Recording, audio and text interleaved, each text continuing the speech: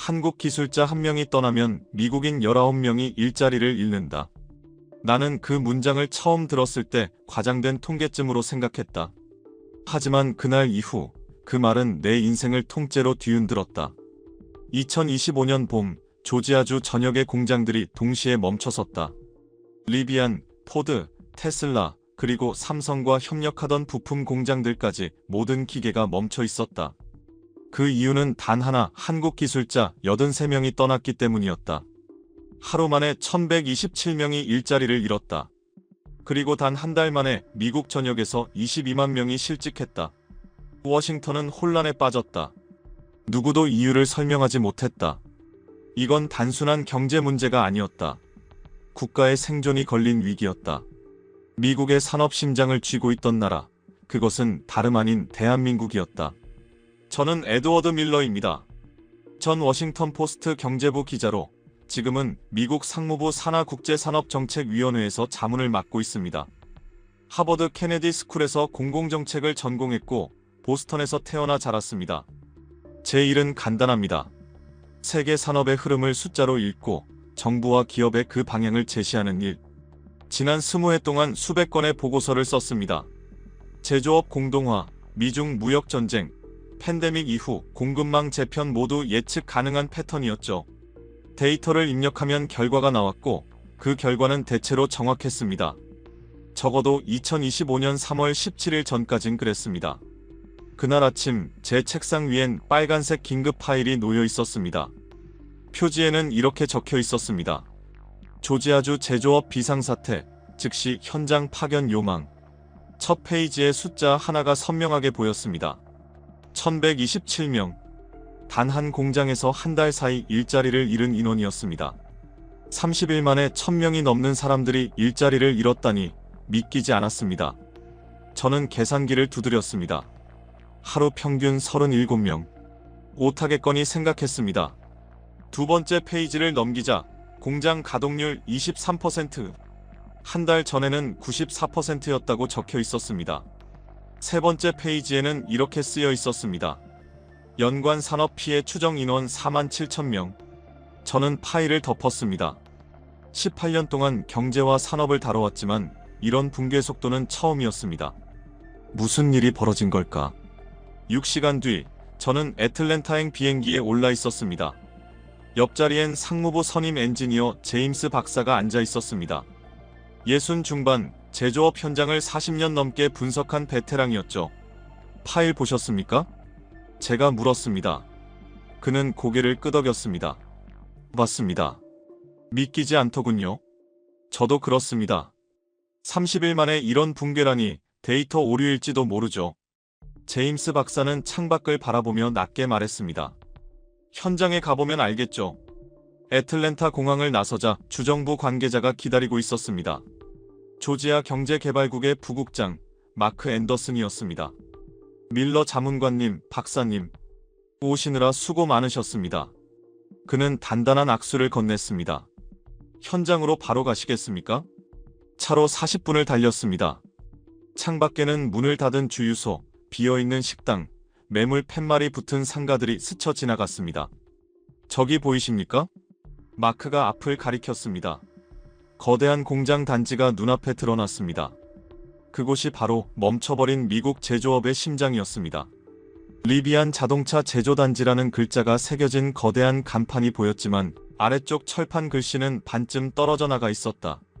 공장이 정상적으로 가동 중이라면 이 시간에는 트럭들이 분주히 드나들고 교대 근무자들이 바쁘게 움직이며 기계음이 진동해야 했다. 하지만 주차장은 텅 비어 있었다. 바람이 스쳐 지나가며 쇠냄새와 먼지 냄새만 남았다. 제임스 박사가 낮게 중얼거렸다. 이건 죽었군요. 완전히요. 우리는 정문으로 걸어갔다. 경비실엔 아무도 없었다. 마크가 마스터키를 꺼내 문을 열었다. 문이 열리며 안쪽으로 무거운 공기의 냄새가 밀려나왔다. 한때 수천 명이 오가던 공간은 마치 시간이 멈춘 듯 고요했다. 공장 안으로 들어섰다. 컨베이어 벨트는 멈춰 있었고 로봇팔들은 중간 동작에서 멈춘 채 이상한 각도로 굳어 있었다. 기름 냄새가 희미하게 남아 있었다. 저게 뭡니까? 내가 물었다. 전기차 프레임입니다. 작업이 중단된 지 꽤 됐죠. 마크가 답했다. 공장은 너무 조용했다. 누군가 방금 전까지 일하다 사라진 듯 물병 하나가 책상 위에 그대로 놓여 있었다. 관리자는 어디 있습니까? 내가 물었다. 사무실에 한 명 남아 있습니다. 따라오시죠. 우리는 2층 사무실로 올라갔다. 문 앞에서 마크가 노크를 했다. 들어오십시오. 낮고 거친 목소리가 들려왔다. 문을 열자 중년 남자가 책상에 앉아 있었다. 며칠째 면도를 못한 듯 수염이 거칠게 자라 있었고 눈 밑은 푸르스름하게 꺼져 있었다. 그는 자리에서 일어나 악수를 청했다. 에드워드 밀러입니다. 상무부에서 왔습니다. 알고 있습니다. 앉으시죠. 나는 노트를 펼쳤다. 질문 몇 가지 하겠습니다. 언제부터 가동이 중단됐습니까?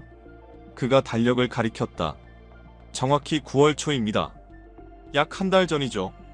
그 전까지는 정상이었습니까? 그렇습니다. 가동률 94%, 일일 생산량 47대, 목표치를 초과 달성했습니다. 그럼 그날 무슨 일이 있었습니까? 그가 깊은 한숨을 내쉬었다. 한국인들이 떠났습니다. 한국인들이요? 네, 미쓰비시 자동차에서 파견 온 기술자들입니다. 83명이었죠. 83명이 떠났다고 1000명이 실직했다는 말입니까? 그는 고개를 끄덕였다. 믿기 힘드시겠지만 사실입니다. 제임스 박사가 끼어들었다. 그건 비율이 맞지 않습니다. 아무리 핵심 인력이라도 그들이 만든 시스템일 텐데요. 그 남자가 말을 잘랐다. 이 공장은 전부 일본식 시스템으로 돌아갑니다. 로봇 설정, 공정 배치, 품질 관리 모든 게 그들 방식이죠. 그럼 매뉴얼을 보고 따라하면 되지 않습니까? 그가 서랍에서 두꺼운 파일을 꺼냈다. 이게 매뉴얼입니다. 영어로 완벽히 번역된 두꺼운 문서였다. 나는 첫 페이지를 펼쳤다. 전기차 배터리 모듈 조립 공정이라는 제목이 보였다. 1단계, 셀 정렬 및 검수. 온도 23도 유지, 습도 45% 이하. 셀 간격 0.3mm 오차 범위 내 배치. 2단계, 용접 프로세스. 레이저 출력 1200W, 용접 속도 분당 85cm, 초점 거리 12mm. 나는 고개를 들었다. 이게 문제입니까? 모든 게 자세히 적혀 있는데요. 그는 씁쓸하게 웃었다. 적혀는 있습니다. 하지만 왜 그렇게 해야 하는지는 없습니다. 무슨 뜻입니까? 예를 들어봅시다. 여기 3단계 냉각 프로세스입니다. 17도로 3분간 유지하라고 되어 있죠. 네. 왜 하필 17도입니까? 왜 꼭 3분이어야 합니까? 16도나 18도면 안 되는 겁니까? 2분 30초나 3분 30초는요? 내 질문에 브래드는 고개를 저었다. 설명이 없습니다. 그냥 17도 3분 유지라고만 적혀 있었죠. 그들은 직접 시도해봤다고 했다. 16도로 했더니 배터리 수명이 11% 줄었습니다. 18도로 했더니 충전 속도가 8% 느려졌습니다. 3분 30초로 늘리자 다음 공정에서 용접 불량률이 27% 올랐습니다. 나는 잠시 말을 잃었다. 그럼 일본 기술자들에게 물어보면 되는 거 아닙니까? 떠났습니다. 브래드의 목소리가 낮아졌다. 연락도 되지 않습니다. 왜 떠난 겁니까? 내 질문에 마크가 대신 대답했다. 공항 사건 때문입니다. 공항 사건이요? 일본 기술자 한 명이 애틀랜타 공항에서 24시간 억류됐습니다. 비자 서류 문제였죠. 단순한 행정 실수였습니다. 담당자가 만료된 비자 목록에 그의 이름을 잘못 올린 겁니다. 그래서요? 다음 날 83명 전원이 짐을 쌌습니다. 48시간 만에 전원 일본으로 돌아갔죠. 나는 노트에 적었다. 한 사람의 24시간 억류 83명 철수 1127명 실직. 숫자만 놓고 보면 믿기 힘든 연결이었다. 대체 인력은 구하지 않았습니까? 제임스 박사가 물었다. 구했습니다. 브래드가 고개를 끄덕였다. 첫 번째는 독일 엔지니어 팀이었습니다. 폭스바겐 출신 12명이었죠. 하지만 일주일 만에 포기했습니다. 일본 시스템이 너무 복잡하다고 했습니다. 두 번째는요?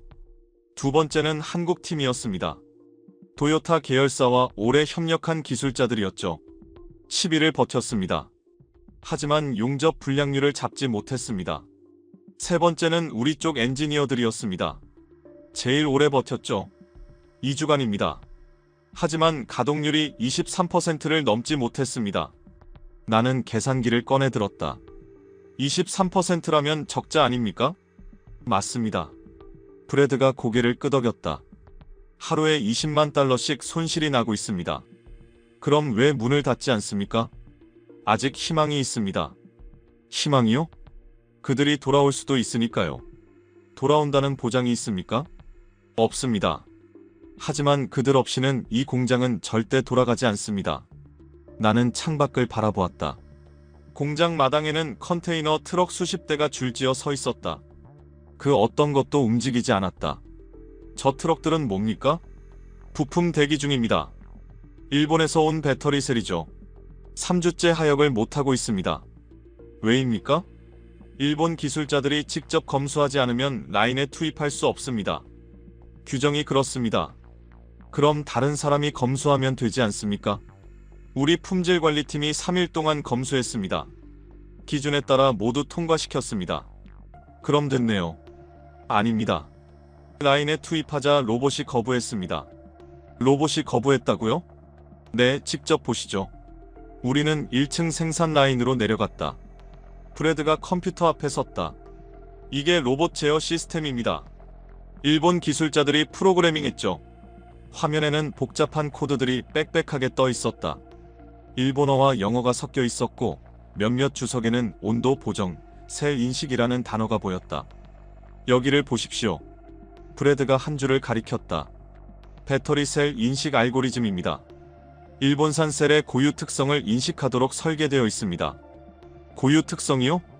무게, 전압, 온도 반응 패턴 0.001%의 오차까지 감지합니다. 일본 기술자들이 직접 검수한 셀만 이 범위 안에 들어옵니다. 그럼 우리가 검수한 셀은? 범위를 벗어납니다. 그의 손끝이 모니터 위에 빨간 에러 메시지를 가리켰다. 로봇들은 그들의 언어를 이해하지 못하고 있었다. 브래드가 다른 화면을 켰다. 빨간 에러 메시지가 빽빽하게 떠 있었다. 로봇이 작동을 거부하죠. 그가 낮게 말했다. 제임스 박사가 모니터 가까이 다가가 화면을 유심히 들여다봤다. 잠시 침묵이 흐른 뒤 그는 단호하게 말했다. 이건 의도적입니다. 무슨 뜻입니까? 일본 기술자들이 일부러 이렇게 만든 겁니다. 자기들만 다룰 수 있게요. 그의 목소리는 단단하고 냉정했다.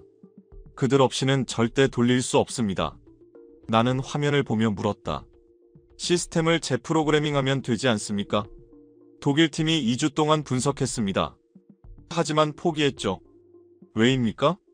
코드가 17개의 레이어로 얽혀 있습니다. 하나를 건드리면 나머지 16개가 동시에 반응합니다. 어디서부터 풀어야 할지조차 모른다고 하더군요. 나는 모니터를 바라보았다. 코드 사이로 일본어 주석들이 보였다. 배터리 온도 보정 알고리즘, 셀 밸런싱 최적화 루틴, 충전 프로파일 동적 조정. 각 항목이 퍼즐처럼 정교하게 맞물려 있었다. 브래드가 조용히 말했다. 이게 일본 기술입니다. 표면은 단순해 보여도 내부는 복잡하죠. 모든 요소가 서로 연결되어 있어서 대체가 불가능합니다. 이건 단순한 기술이 아니라 하나의 생태계입니다. 그 말에 나는 다시 한번 묻지 않을 수 없었다. 다른 공장들은 어떻습니까? 조지아에는 이곳 말고도 여러 공장이 있지 않습니까? 마크가 묵묵히 서류 가방을 열어 파일을 꺼냈다. 리비안만의 이야기가 아닙니다. 그는 종이를 넘기며 읽기 시작했다. 닛산 전기차 메가플랜트 가동 중단, 일본 기술자 127명 철수, 소니 반도체 패키징 공장 생산량 72% 감소, 일본 엔지니어 41명 감축, 파나소닉 배터리 공장 신규 투자 동결, 본사 지시. 나는 메모를 하며 숫자를 적어 내려갔다. 83명, 127명, 41명 총 251명. 하지만 실직자는 4,700명이었다. 비율이 1대 19. 일본 기술자 1명이 떠나면 미국인 19명이 일자리를 잃는다는 계산이었다. 그런데 이건 단지 조지아주 이야기뿐이었다. 마크가 또 다른 파일을 펼쳤다. 전국 현황입니다. 텍사스, 오하이오, 미시간, 캘리포니아. 지도 위에 빨간 점들이 촘촘히 박혀 있었다. 일본 기술자들이 철수하거나 인력을 감축한 공장들이었다. 총 몇 곳입니까? 47개 공장입니다. 그리고 아직 집계 중입니다. 나는 계산기를 두드렸다. 47개 공장, 평균 인력 감축 251명, 그리고 1대 19의 비율? 계산 결과는 명확했다. 22만 명. 47개 공장에서 일본 기술자들이 떠나거나 줄어들면 미국인 22만 명이 직접적 혹은 간접적으로 일자리를 잃는다는 수치였다. 이건 단순한 한 지역의 문제가 아니었다. 명백한 구조적 붕괴였다. 하지만 내 머릿속에는 여전히 풀리지 않은 질문 하나가 남아있었다. 왜 그들은 떠났을까? 단순히 한 번의 억류 사건, 행정 착오 때문일까? 아니면 그 이면에 더 깊은 이유가 있는 걸까? 왜 일본 기술자들이 떠났는지에 대해서였다. 공항 사건 하나 때문에 이렇게까지 할 이유가 있습니까? 내가 물었다. 제임스 박사가 곧바로 말을 이었다. 다른 이유가 있었습니까? 마크가 숨을 내쉬었다. 관세 문제도 있었습니다. 관세요? 백악관이 일본산 배터리와 반도체에 대한 추가 관세를 검토 중이라고 발표했습니다. 무려 100%였습니다. 나는 그 발표를 기억하고 있었다. 미중 무역 전쟁의 연장선처럼 보였던 조치였다. 그러나 실제로는 실행되지 않았다. 실행되지 않았지 않습니까? 그렇습니다. 하지만 발표만으로도 충분했습니다. 일본 기업들은 즉시 신규 투자를 중단했죠. 그리고 기술자 철수를 시작했습니다. 나는 천천히 고개를 끄덕였다. 그럼 공항 사건은 단지 마지막 방아쇠였다는 말입니까? 그렇습니다. 그들은 이미 떠날 준비를 하고 있었습니다. 그 사건은 단지 명분을 준 거죠. 나는 다시 물었다. 그럼 일본 기술자들이 돌아올 가능성은 얼마나 됩니까? 모릅니다. 여러 차례 접촉을 시도했지만 답이 없습니다. 주지사는요? 직접 일본 대사관에 연락했습니다.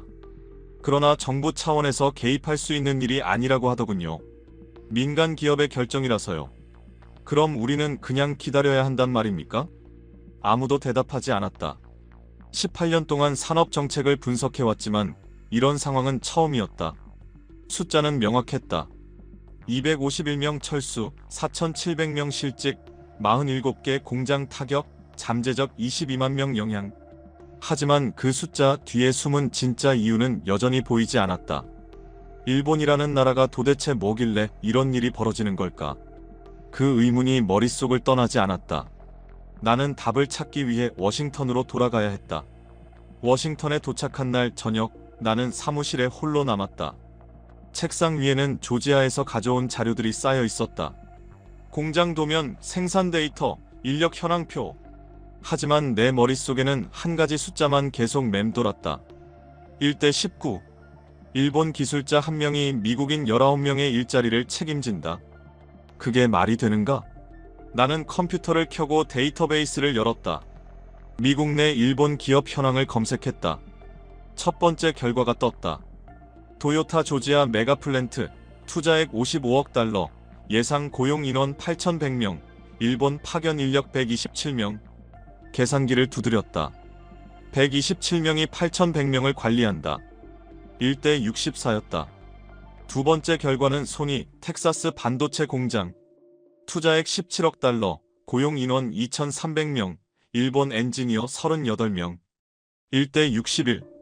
세 번째는 파나소닉 배터리 조지아 공장. 투자액 26억 달러, 고용 인원 5,000명, 일본 기술자 73명. 1대 68. 숫자들은 놀라울 만큼 비슷했다. 일본 기술자 1명이 미국 근로자 60명에서 70명을 관리하는 구조였다. 그건 정상적인 비율이 아니었다. 비교가 필요했다. 독일은 어떨까? 폭스바겐 테네시 공장, 독일 파견 인력 340명, 현지 고용 3,800명. 1대 11. 한국은? 현대차 엘라베마 공장, 한국 파견 인력 520명, 현지 고용 8,000명. 1대 15. 오직 일본만 달랐다. 1대 60. 왜일까? 나는 조지아에서 브래드가 했던 말을 떠올렸다. 이 공장은 일본 기술자들이 만든 시스템입니다. 모든 게 그들의 방식이죠. 그 단어가 다시 머릿속에 떠올랐다. 시스템. 나는 검색창에 새 키워드를 입력했다. 일본 제조업 자동화율. 결과가 떴다. 2024년 기준 일본 제조업 로봇 밀도. 근로자 만명당 399대, 세계 4위. 1위는 한국 1012대, 2위는 싱가포르 730대, 3위는 독일 415대, 미국은 285대로 7위였다. 일본은 4위였지만 단순히 순위의 문제가 아니었다. 로봇 밀도가 높다는 건 사람이 적게 필요하다는 뜻이었다. 하지만 역설적으로 그 로봇을 다룰 수 있는 사람도 극히 제한되어 있다는 뜻이기도 했다. 그래서 1대 60이라는 비율이 나온 것이다. 소수의 고급 기술자가 고도로 자동화된 시스템을 움직이는 구조. 독일이나 한국은 달랐다. 자동화율은 조금 낮지만 현장 관리 인력이 많았다. 그래서 1대 11, 1대 15라는 비율이 유지될 수 있었던 것이다. 그렇다면 일본 기술자들이 떠나면 어떻게 될까? 시스템은 그대로 남는다. 로봇도, 컨베이어도, 소프트웨어도 다 존재한다. 하지만 그걸 움직일 수 있는 사람은 아무도 남아있지 않다. 하지만 그걸 다룰 사람이 없었다. 마치 최신형 전투기가 경납고 안에 멈춰 있는데 조종사가 단 한 명도 없는 것과 같았다. 모든 장비는 완벽했지만 그것을 움직일 사람은 사라진 것이다. 그때 전화벨이 울렸다. 발신자는 상무부 본부의 맘 쉬프시였다. 밀러 자문관입니까? 그렇습니다. 급한 일이 있어 연락드렸습니다. 무슨 일입니까? 기업 파산건입니다. 오늘 하루에만 37건이 접수됐습니다. 37건이라고요? 하루에요? 네. 그런데 특이한 점이 있습니다. 뭡니까? 모두 일본 기업과 거래하던 회사들입니다. 나는 몸을 고추세웠다. 자세히 말씀해 주시겠습니까? 파일을 바로 보내드리겠습니다. 지금 확인 가능하십니까? 가능합니다. 1분 뒤 이메일이 도착했다. 첨부된 파일을 열자 리스트가 펼쳐졌다. 파산 보호 신청일 배터리 공급처 일본 파나소닉, 로즈타운 모터스 전기 트럭 제조 주요 부품 공급처 닛산. 리스트를 끝까지 내렸다. 37개 기업 모두 일본 기업을 주요 거래처나 협력사로 두고 있었다. 이게 우연입니까? 내가 물었다. 아닙니다. 패턴입니다. 패턴이라니요? 집계해보니 최근 파산한 기업 377곳 중 62%가 일본 기업과 직접적인 연관이 있었습니다. 62%요? 맞습니다. 총 230개 기업입니다. 나는 계산기를 두드렸다. 377개 기업, 평균 고용 인원 300명, 단순 계산만 해도 11만 명 이상이 일자리를 잃었다. 그중 62% 약 7만 명이 일본과 연관된 기업들의 붕괴로 영향을 받은 셈이었다. 왜 이렇게 된 겁니까? 내가 물었다. 여러 이유가 있습니다. 설명해 주시죠. 첫째는 관세 문제입니다.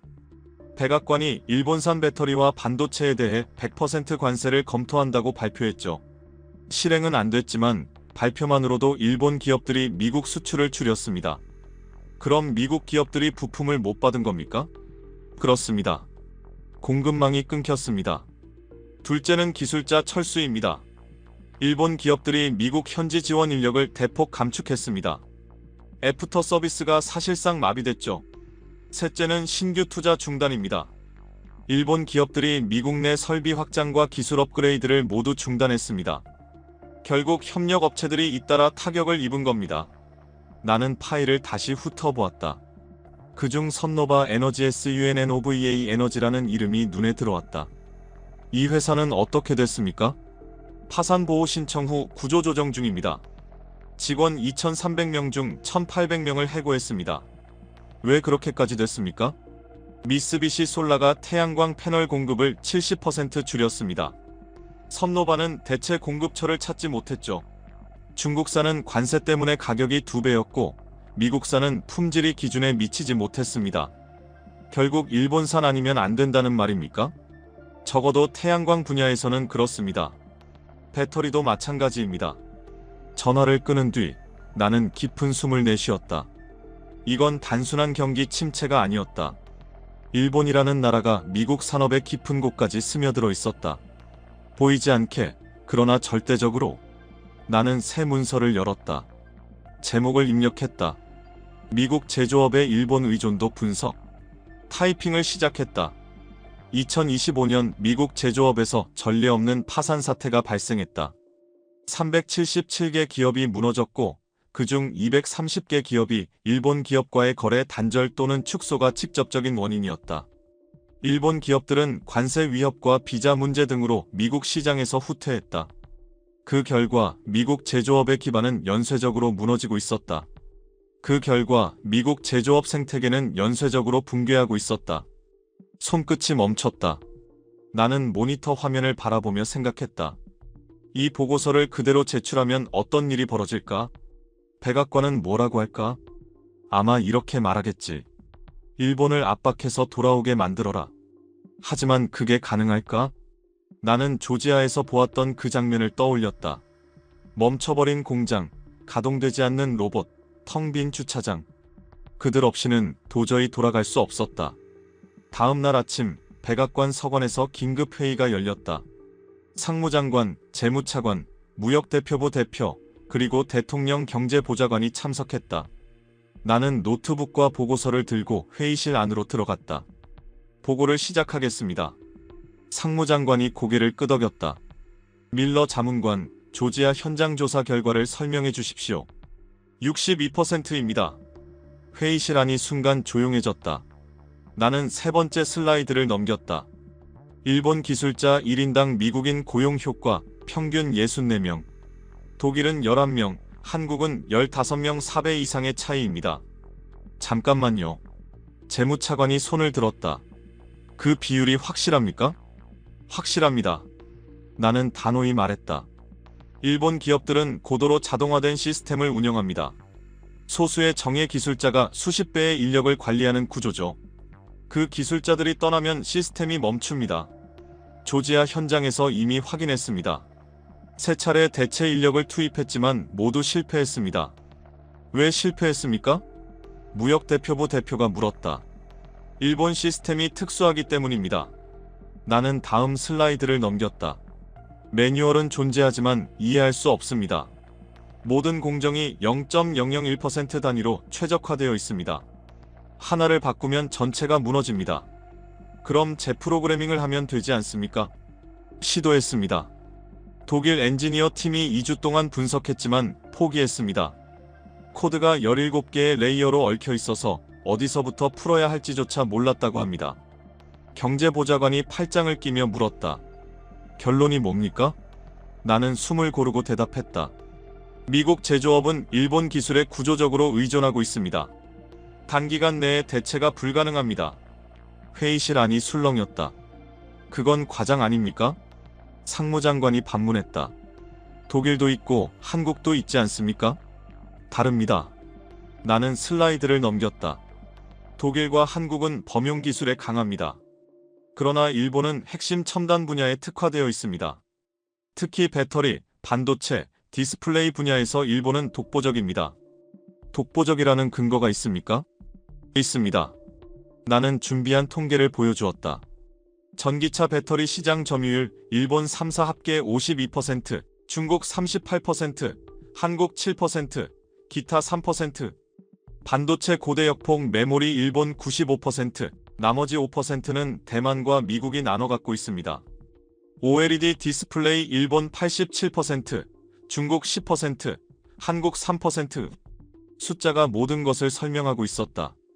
첨단 분야에서는 일본 외에 대안이 존재하지 않았다. 그럼 중국은요? 재무차관이 물었다. 중국이 배터리 시장의 38%를 차지한다면 중국산으로 대체하면 되지 않습니까? 불가능합니다. 나는 단호하게 말했다. 인플레이션 감축법 IRA 때문입니다. 중국산 배터리를 사용하면 보조금을 받을 수 없습니다. 미국 전기차 업체들은 보조금 없이는 경쟁력이 없습니다. 그럼 어떻게 하란 말입니까? 상무장관의 목소리가 높아졌다. 일본과 협상을 제안해야 합니다. 회의실이 정적에 휩싸였다. 협상이요? 경제보좌관이 비웃듯 말했다. 우리가 일본에게 협상을 제안한다고요? 다른 방법이 없습니다. 나는 냉정하게 답했다. 이 속도로 가면 2분기 안에 파산 기업이 500개를 넘을 겁니다. 실직자는 15만 명이 될 겁니다. 잠깐만요. 재무차관이 끼어들었다. 일본산 배터리와 반도체에 100% 관세를 검토했지 않습니까? 그게 압박이었습니다. 그들이 굴복할 줄 알았는데 오히려 철수했습니다. 그건 허세입니다. 경제보좌관이 단호히 말했다. 일본은 미국 시장을 포기할 수 없습니다. 조만간 돌아올 겁니다. 정말 그럴까요? 나는 조용히 슬라이드를 넘겼다. 일본의 대미 수출 비중을 보시죠. 2024년 기준 15.3%입니다. 그게 중요한가요? 중요합니다. 중국의 대미 수출 비중은 30%였습니다. 일본은 중국의 절반 수준입니다. 게다가 일본은 유럽 시장을 빠르게 확대하고 있습니다. 작년 대유럽 수출이 23% 증가했습니다. 나는 잠시 멈췄다. 무슨 뜻이냐면 일본은 미국 시장을 잃어도 버틸 수 있습니다. 하지만 미국은 일본 기술 없이는 버틸 수 없습니다. 적어도 첨단 제조업 분야에서는요. 그 순간 회의실 공기가 무겁게 가라앉았다. 그 누구도 반박하지 못했다. 모두 알고 있었다. 이건 단순한 경제 문제가 아니라 존재의 문제였다. 작년 대유럽 수출이 23% 증가했습니다. 무슨 뜻입니까? 누군가 물었다. 나는 단호하게 말했다. 일본은 미국 시장을 잃어도 버틸 수 있다는 뜻입니다. 하지만 미국은 일본 기술 없이는 버틸 수 없습니다. 적어도 첨단 제조업 분야에서는요. 회의실이 얼어붙었다. 경제보좌관이 이를 악물고 말했다. 이건 패배주의입니다. 우린 세계 최강대국입니다. 나는 처음으로 목소리를 높였다. 조지아에서 봤습니다. 1000명이 넘는 사람들이 일자리를 잃었습니다. 그들은 일본 기술자 83명이 돌아오길 기다리고 있습니다. 대안이 없으니까요. 나는 자료를 테이블 위에 내려놓았다. 이건 단순히 숫자의 문제가 아닙니다. 현실입니다. 우리가 인정하든 안 하든 지금 미국 제조업은 일본 없이는 돌아가지 않습니다. 아무도 말이 없었다. 상무장관이 자리에서 일어나 말했다. 회의를 정리하겠습니다. 밀러 자문관, 보고서를 정식으로 제출하십시오. 검토 후 대책을 논의하겠습니다. 나는 속으로 생각했다. 제 말을 믿을까? 아마 안 믿을 거야. 미국이 일본에 의존하고 있다는 걸 인정하고 싶지 않겠지. 하지만 숫자는 거짓말하지 않았다. 미국인 64명 고용효과, 전기차 배터리 시장 점유율 52%, 첨단 메모리 95%, 디스플레이 87%. 이게 현실이었다. 그런데 그날 오후 모든 예상을 뒤집는 속보가 터졌다. 트럼프 대통령 긴급 기자회견. 화면 아래 자막이 떴다. 일본산 반도체 및 배터리에 대한 100% 관세 즉시 발효. 나는 텔레비전 앞에서 중얼거렸다. 끝났군. 백악관은 협상이 아니라 압박을 택했다. 일본이 무릎을 꿇을 거라 믿은 것이다. 하지만 나는 알고 있었다. 일본은 그렇게 무너지지 않는다. 오히려 미국이 흔들릴 것이라는 걸. 관세 발표 다음 날 이상한 일이 벌어졌다. 일본 정부가 아무 말도 하지 않았다.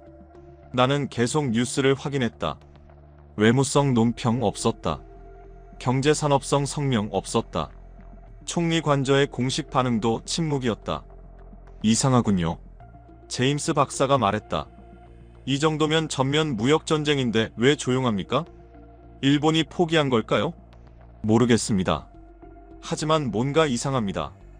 오후 2시 첫 번째 신호가 왔다. 엔비디아 최고 경영자 젠슨 황의 긴급 성명이었다.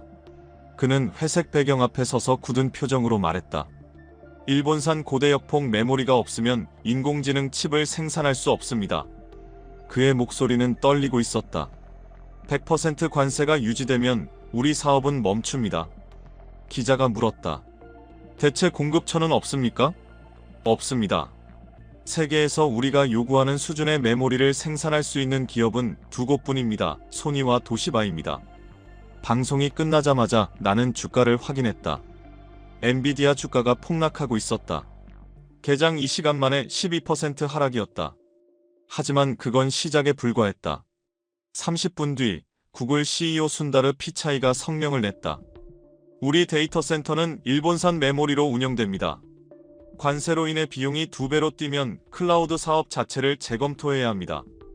1시간 뒤 아마존 CEO도 성명을 발표했다. 아마존 웹서비스의 서버 85%가 일본산 반도체를 사용합니다. 관세가 유지되면 우리 역시 피해를 피할 수 없습니다. 그 순간 나는 깨달았다. 백악관은 일본을 압박한 것이 아니라 스스로의 숨통을 죄어버린 것이었다. 대체품은 성능이 30% 낮았다. 나는 모니터를 바라보았다. 기술주의 붕괴가 눈앞에서 실시간으로 벌어지고 있었다. 구글 -9%, 아마존 -11%, 마이크로소프트 -8%, 애플 -10%. 단 하루 만에 기술 기업들의 시가총액이 8천억 달러 증발했다. 그때 전화벨이 울렸다. 상무부였다. 밀러 자문관, 지금 당장 백악관으로 오십시오. 30분 뒤 나는 다시 서관 회의실에 들어섰다. 경제보좌관의 얼굴은 창백했고 상무장관의 이마에는 땀이 맺혀 있었다. 설명해 주십시오. 상무장관이 내게 말했다. 왜 이렇게 된 겁니까? 나는 준비해둔 자료를 펼쳤다. 인공지능 산업 분석 보고서입니다. 미국 데이터 센터의 일본산 고대 역폭 메모리 의존도를 조사했습니다. 슬라이드가 켜졌다. 미국 인공지능 데이터 센터 고대 역폭 메모리 사용 현황. 일본산 92%, 대만산 5%, 미국산 3%입니다. 92%라고요? 재무차관이 놀란 얼굴로 물었다. 네. 엔비디아 H100 칩에 들어가는 메모리는 전량 일본산입니다. 소니가 60%, 도시바가 32%를 공급하죠. 나머지 8%는 대만 마이크론과 미국 인텔입니다. 하지만 성능이 일본산보다 낮습니다. 대역폭이 30% 낮고 발열은 40% 높습니다. 그럼 대체가 불가능하단 말입니까? 단기적으로는 불가능합니다. 고대역폭 메모리 생산에는 특수 공정이 필요합니다. 수직 적층 기술인데 일본이 이 분야에서 미국보다 최소 5년 이상 앞서 있습니다. 5년이라고요? 네. 미국이나 대만이 지금부터 투자해도 일본 수준에 도달하려면 5년이 걸립니다. 그동안 인공지능 산업은 사실상 멈춥니다. 관세를 부과하면 어떻게 됩니까? 경제보좌관이 물었다. 엔비디아 H100 한 개에 들어가는 메모리 원가는 800달러입니다. 100% 관세가 붙으면 1600달러가 됩니다. 엔비디아는 올해 500만 개를 생산할 계획입니다. 추가 비용은 40억 달러입니다. 나는 다음 슬라이드를 넘겼다. 구글 데이터 센터는 일본산 메모리를 연간 32억 달러어치 사용합니다. 관세 부담으로 32억 달러가 추가됩니다. 아마존은 28억 달러, 마이크로소프트는 19억 달러, 총합 119억 달러입니다. 그 돈을 소비자에게 전가하면 되지 않습니까? 상무장관이 물었다. 불가능합니다. 나는 고개를 저었다. 인공지능 서비스 시장은 이미 과열된 경쟁 상태입니다. 가격을 올리면 고객이 바로 떠납니다. 게다가 중국 업체들은 관세 없이 일본산 메모리를 쓸 수 있습니다. 그럼 어떻게 됩니까? 미국 기업들이 경쟁에서 밀립니다. 인공지능 패권 경쟁에서 중국이 앞설 수도 있습니다. 그때 문이 열렸다. 보좌관 한 명이 급히 들어왔다. 자동차 업계에서 긴급 요청이 들어왔습니다. 지금 당장 관세를 철회하지 않으면 생산을 중단하겠다고 합니다. 왜죠? 일본산 배터리 가격이 2배가 되면 전기차 한 대당 2만 달러의 손실이 발생합니다. 그럴 바엔 멈추는 게 낫다고 합니다. 몇 개 업체입니까? 포드, GM, 테슬라 모두입니다. 그 순간 회의실의 공기가 얼어붙었다. 미국 3대 자동차 회사가 동시에 생산 중단을 경고한 것이다. 일본 배터리 없이는 전기차를 만들 수 없습니다. 그 한마디가 사실상 선언이었다. 제임스 박사가 조용히 내 옆으로 다가왔다. 이제 알겠습니까? 뭘요? 일본의 침묵이 의미하는 게 뭔지요? 그는 낮은 목소리로 말했다. 그들은 아무 말 안 해도 됩니다. 숫자가 대신 말하니까요. 나는 아무 말도 하지 못했다. 일본은 반박하지 않았다. 해명하지도 않았다. 그냥 조용히 있었다. 그런데 무너지고 있는 건 일본이 아니라 미국이었다. 관세 발표 72시간 후 백악관은 긴급 성명을 냈다. 일본과의 전략적 파트너십 강화를 위한 협의 시작. 그건 철회가 아니었다. 하지만 누구나 알았다. 그건 사실상의 후퇴였다. 그날도 나는 회의실에 앉아 있었다. 하지만 이번에는 분위기가 달랐다. 회의실 안에는 이전보다 훨씬 많은 사람들이 모여 있었다. 무역대표부, 국무부, 재무부, 백악관 참모진 그리고 한국대사관 경제공사까지 자리하고 있었다. 그의 이름은 김정민 공사였다. 그는 조용하지만 단호한 표정으로 서 있었다. 상무장관이 회의를 시작했다. 김 공사님께 감사드립니다. 오늘은 양국의 미래를 위한 건설적인 대화를 나누고자 합니다. 처음부터 주제는 명확했다. 먼저 관세 문제를 논의하겠습니다. 우리는 한국 기업들이 겪고 있는 어려움을 이해합니다. 현재 관세율 조정을 검토 중입니다. 김정민 공사가 고개를 들었다.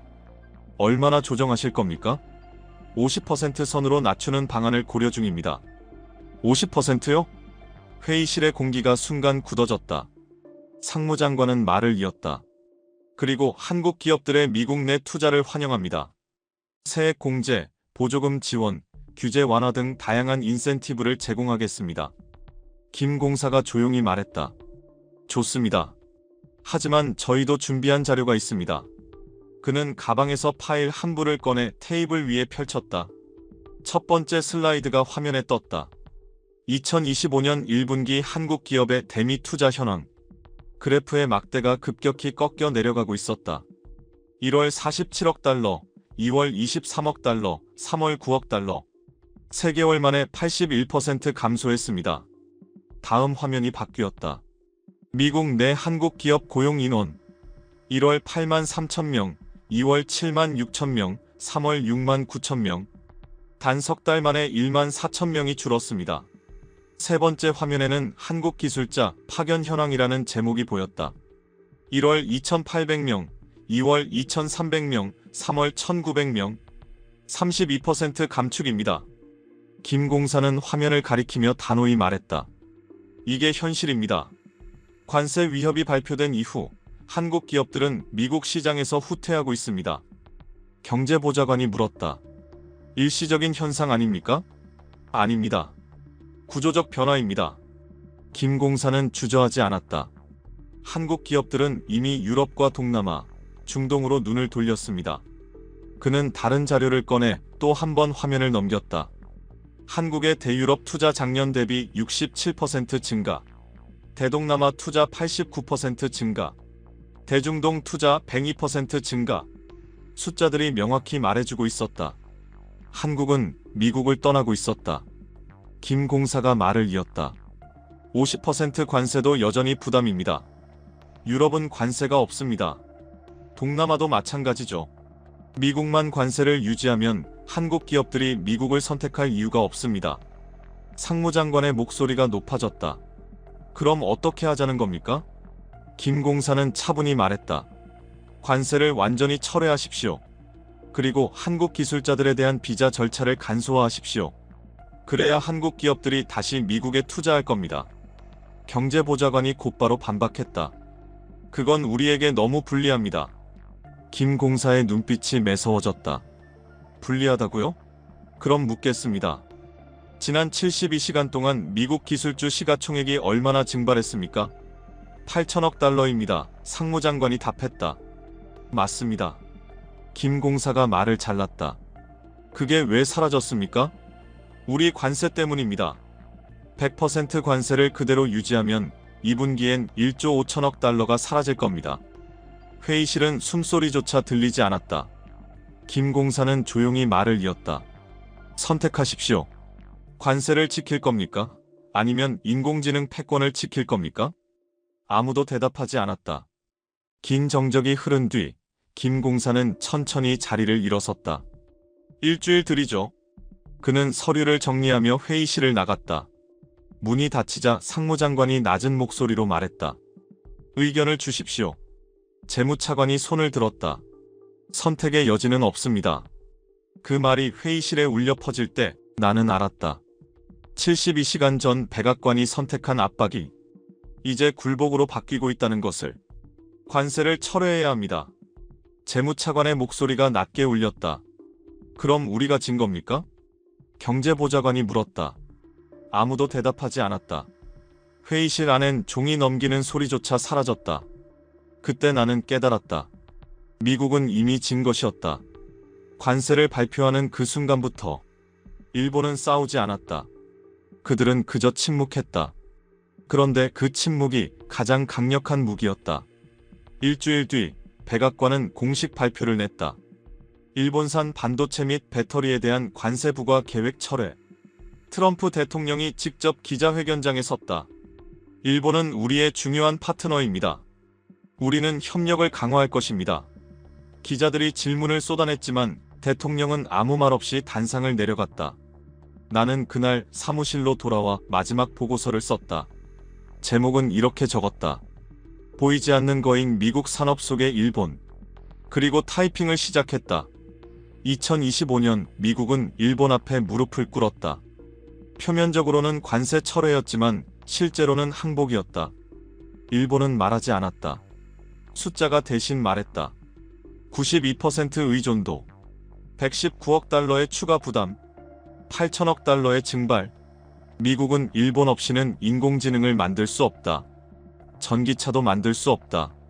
첨단 산업이 멈춘다. 이건 기술의 문제가 아니었다. 생존의 문제였다. 창밖에 워싱턴 불빛이 반짝이고 있었다. 하지만 그 빛을 밝히는 건 일본의 기술이었다. 보이지 않지만 절대적인 존재감. 일본은 거인이었다. 단지 미국이 그 사실을 너무 늦게 깨달았을 뿐이었다. 나는 파일을 저장했다. 손이 떨렸다. 내 18년 경력 중 가장 무겁고 진실한 보고서였다. 그리고 마지막 문장을 썼다. 시청해주셔서 감사합니다. 여러분의 좋아요와 구독은 다음 영상 제작에 큰 힘이 됩니다.